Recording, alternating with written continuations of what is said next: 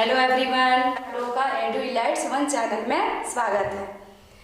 तो मैं आप लोगों को आज उच्चारण स्थानम पढ़ाऊंगी। तो वर्णों का उच्चारण स्थान जो है वो मुख के विभिन्न स्थानों से होता है। मुख के विभिन्न स्थानों से जो उच्चारण स्थान होता है ये वर्णों का उच्चारण स्थान कहलाता है। तो जैसे वर्णों का उच्चारण मुख के विभिन्न स्थानों से होता है, वे स्थानीय वर्णों के उच्चारण स्थान कहलाते हैं। ये वर्ण और स्थान निम्नलिखित है। जैसे संस्कृत में जो उच्चारण स्थान के कुछ निम्नलिखित सूत्र हैं। जैसे अकुह विसर्जनीयानाम कंठ, अकुह विसर्जनीयानाम कंठ में आ, क वर्ग, ह और विसर्ग का उच्चारण स्थान कंठ है। जैसे ये सूत्र से हमें पता चलता है, जैसे अ वर्ग से आ गया, क वर्ग पूरा आ गया, कु से क वर्ग आ गया, फिर हा, उसके बाद विसर्ग, इन सभी का उच्चारण स्थान कंठ से होता है। इसीलिए इस सूत्र का नाम है अकुह विसर्जनीयानाम कंठ। उसके बाद दूसरा सूत्र है इचु यशाणाम तालु, ह्रस्वई, दीर्घई, च वर्ग और य और श का उच्चारण स्थान तालु से होता है, अर्थात ये तालव्य वर्ग कहलाते हैं। जैसे इसका भी प्राय जैसे ह्रस्वई, दीर्घई, च से च वर्ग, य, फिर तालव्य श, इन सभी का उच्चारण स्थान तालव्य से होता है। इसीलिए इसको इचु यशानाम तालु करते हैं। उसके बाद है ऋतु रसानाम मूर्धा, री, बड़ी री, ट वर्ग, र और मूर्धन्य स का उच्चारण स्थान मूर्धा से होता है, अर्थात ये मूर्धन्य वर्ण कहलाते हैं। इसीलिए इस सूत्र का नाम है ऋतु रसानाम मूर्धा। उसके बाद ऋतु रसानाम दंता, ली, त वर्ग, ल और दंत स का उच्चारण स्थान दंत से होता है, अर्थात ये दंती वर्ण कहलाते हैं। इसीलिए इसका नाम है ऋतु रसानाम दंता। री से हो गया, ल वर्ग, ली, री, फिर ल हो गया, फिर त हो गया और दंत स हो गया। उसके बाद हो गया उप पदमानियानाम ओष्ठो, हर्षु, दीर्घउ, प वर्ग और उपत्यमानीय इसको करते हैं। इसका सिंबल इस तरह का होता है। इसका यूज ज्यादातर वैदिक संस्कृत वैदिक व्याकरण में ही होता है और इसका उच्चारण स्थान ओष्ठ है। नेक्स्ट सूत्र है ए देतौ कंठ तालु, अर्थात ए और ऐ का उच्चारण स्थान कंठ और तालु से होता है, इसीलिए इसे कंठ तालव्य कहते हैं। उसके बाद है ओ दोतौ कंठोष्टम, अर्थात ओ और औ का उच्चारण स्थान कंठ और ओष्ठ से होता है, इसीलिए इसे कंठोष्ठ वर्ण कहते हैं। वकारस्य दंतोष्ठम, नेक्स्ट पढ़ेंगे हम वकारस्य दंतोष्ठम, अर्थात व का उच्चारण स्थान दंत और ओष्ठ से होता है, इसीलिए इसे दंतोष्ठ वर्ण कहते हैं। उसके बाद है अमंगलानाम नासिका च, अर्थात य, म, अंग, मूर्धन्य न और दंत न का उच्चारण स्थान नासिका से होता है, नासिका अर्थात नाक से होता है, इसीलिए इसे अमंगलानाम नासिका सूत्र है ये। उसके बाद है नासिका अनुस्वारस्य, अर्थात अनुस्वार इसको कहते हैं, अर्थात अनुस्वार का भी उच्चारण स्थान नासिका अर्थात नाक है। चलिए अभी मैं आप लोगों को वर्णोच्चारण का कोष्ठक दिखाती हूँ। स्थान, स्पर्श, अनुनासिक, अंतस्थ, ऊष्म, हर्ष स्वर, दीर्घ स्वर और मिश्रित स्वर।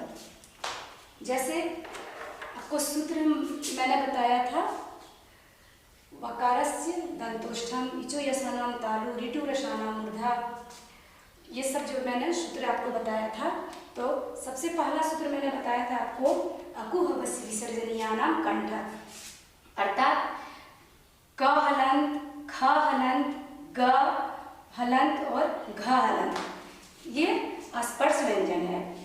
और अनुनासिक अंग, इसका उच्चारण स्थान अनुनासिक नासिका है, इसे अनुनासिक कहते हैं। और ये अंतस्थ में नहीं आता है। उष्म में ह हलंत, ये उष्म व्यंजन है। हर्ष स्वर अ हो गया और दीर्घ स्वर आ। उसके बाद तालु, इसका मैंने सूत्र बताया था इचु यशाणाम तालु, अर्थात च हलंत, छ हलंत, ज हलंत और झ हलंत, इसका उच्चारण स्थान तालु है, इसे स्पर्श व्यंजन कहते हैं। और य, ये अनुनासिक है। और य, ये अंतस्थ व्यंजन है। तालव्य हलंत, ये उष्म व्यंजन है। हर्षई, हर्ष स्वर और दीर्घ स्वर है दीर्घई। उसके बाद मूर्धा, इसका सूत्र मैंने बताया था आपको ऋतु रसाणाम मूर्धा, अर्थात ट हलंत, ठ हलंत, ड हलंत और ढ हलंत, इसका उच्चारण स्थान मूर्धा से होता है। और मूर्धन्य मूर्धन्य हलंत, ये अनुनासिक है। और र, ये अंतस्थ वर्ण है। और उष्म व्यंजन है आपका मूर्धन्य श। उसके बाद हर्ष स्वर है री और दीर्घ स्वर है बड़ी री। दंत, दंत त हलंत, थ हलंत, द हलंत और ध हलंत, इसका ये स्पर्श व्यंजन है, इसका उच्चारण स्थान दांत से होता है। अनुनासिक दंत नो अनुनासिक है, दंत नो हलंत और ल हलंत अंतस्थ वर्ण है। और उष्म वर्ण है दंत स हलंत, हर्ष स्वर है ली और इसमें दीर्घ स्वर और मिश्रित स्वर नहीं होता है। उसके बाद ओष्ठ, ओष्ठ उपपदी यानी महानाम ओष्ठों, मैंने सूत्र बताया था। तो प हलंत, फ हलंत और ब हलंत, ये स्पर्श व्यंजन है। और म हलंत, म हलंत अनुनासिक है। और हर्ष स्वर में हर्षऊ और दीर्घ स्वर में दीर्घऊ आता है। उसके बाद दंतोष्ठ, इसका सूत्र मैंने बताया था वकार से दंतोष्ठम, अर्थात व हलंत का उच्चारण स्थान दांत यानी दंत और ओष्ठ है। उसके बाद ए देतो कंठ तालु, अर्थात ए और ऐ, ये इसको हम मिश्रित स्वर करते हैं, मिश्रित वर्ण करते हैं। तो ए और ऐ का उच्चारण स्थान कंठ और तालु से है। और ओ दो तो कंठोष्ठो, अर्थात ओ और औ का उच्चारण स्थान कंठ और ओष्ठ से होता है। आज मैं आप लोगों को संस्कृत में अनुवाद कैसे बताया जाता है वो मैं बताती हूँ। जैसे सब उसको जानने से पहले जानना जरूरी है कि संस्कृत में वचन कितने प्रकार के होते हैं और पुरुष कितने होते हैं। तो संस्कृत में 3 वचन होते हैं, एक वचन, द्विवचन और बहुवचन। और पुरुष 3 होते हैं, प्रथम पुरुष, मध्यम पुरुष और उत्तम पुरुष।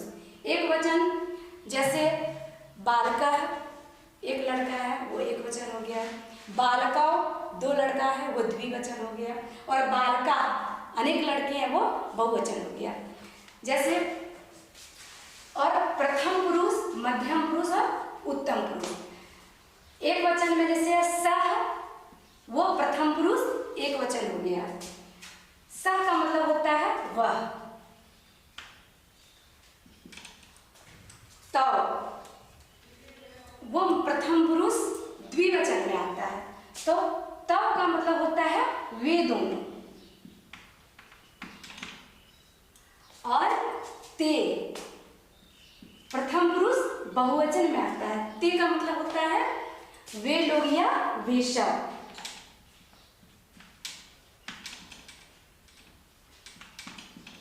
वे लोग या वे सब, अर्थात प्रथम पुरुष एक वचन सह मतलब वह होता है।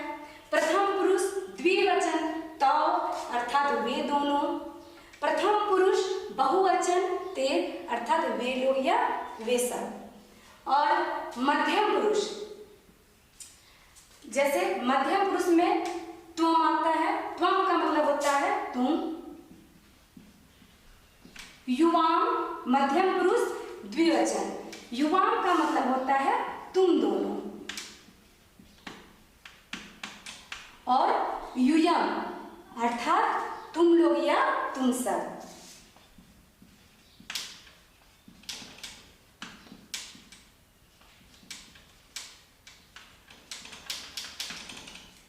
उसके बाद उत्तम पुरुष, उत्तम पुरुष एक वचन अहम, अर्थात अहम का मतलब होता है मैं, उत्तम पुरुष द्विवचन आवाम, आवाम का मतलब होता है हम दोनों, और उत्तम पुरुष बहुवचन वयम, वयम का अर्थ होता है हम लोग या हम सब।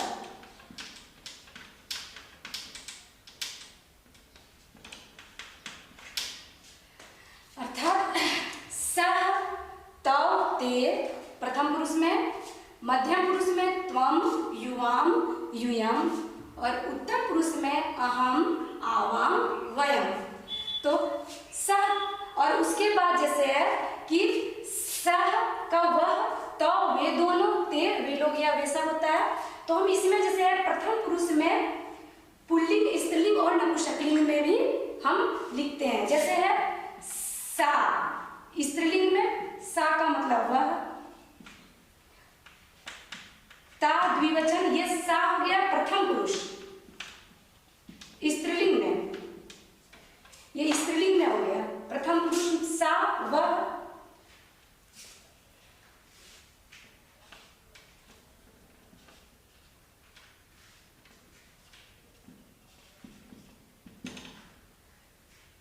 प्रथम पुरुष एक वचन सा अर्थात वह, ये स्त्रीलिंग में आता है। ते वे दोनों, और ता मतलब वे सब या वे लोग।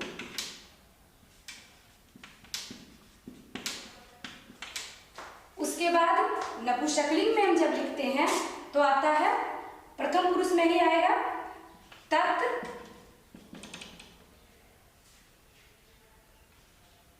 वह,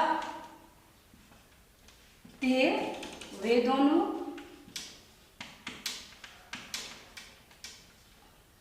और तानी अर्थात वे सब या वे लोग।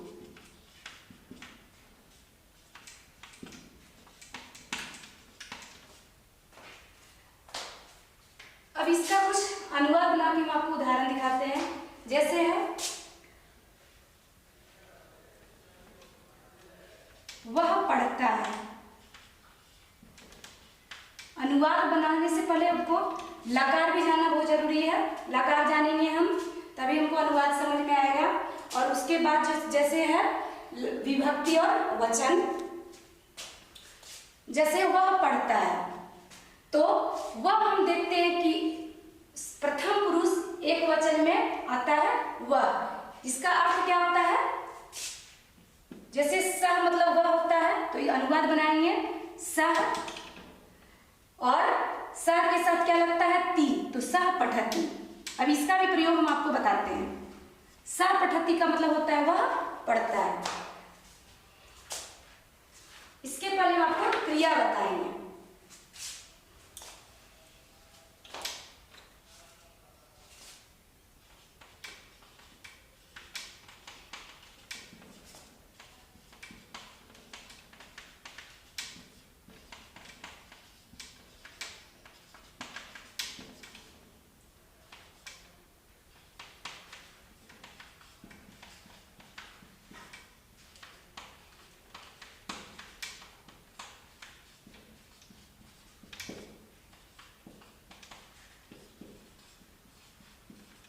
जैसे ती तह, तीतः अंति, सी थह थ, मी व म।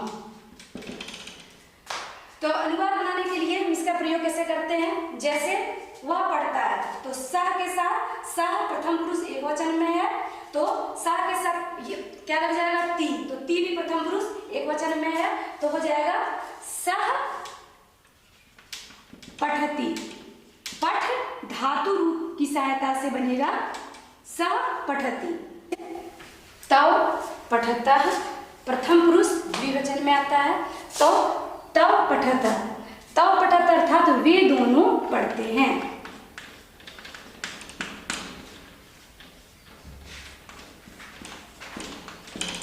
उसके बाद एक वचन और द्विवचन हो गया। अब ये है प्रथम पुरुष बहुवचन, ते तीता अंति, तो क्या हो जाएगा, ते पठंती, अर्थात ते पठंती वे सब या वे लोग पढ़ते हैं।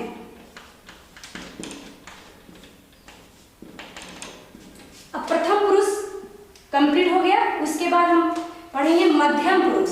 मध्यम पुरुष एक वचन त्वम, और फिर क्रिया का पढ़ेंगे मध्यम पुरुष एक वचन, त्वम के साथ सी लगता है, तो पठ धातु की सहायता से त्वम पठसी।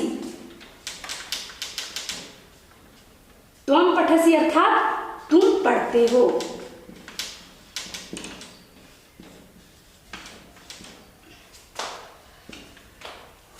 और द्विवचन मध्यम पुरुष द्विवचन युवाम।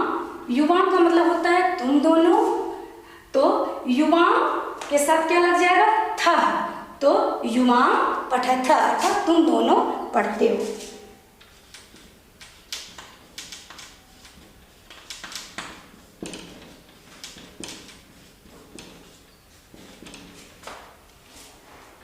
उसके बाद बहुवचन में देखेंगे मध्यम पुरुष बहुवचन युयम के साथ था लगता है, तो युयम पठत अर्थात तुम सब या तुम लोग पढ़ते हो। ये मध्यम पुरुष बहुवचन में आता है, तो तुम सब या तुम लोग पढ़ते हो।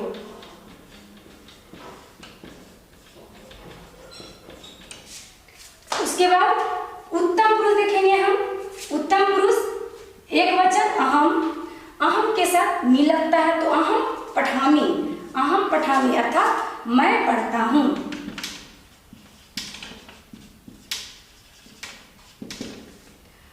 उत्तम पुरुष द्विवचन आवाम पठावा अर्थात हम दोनों पढ़ते हैं।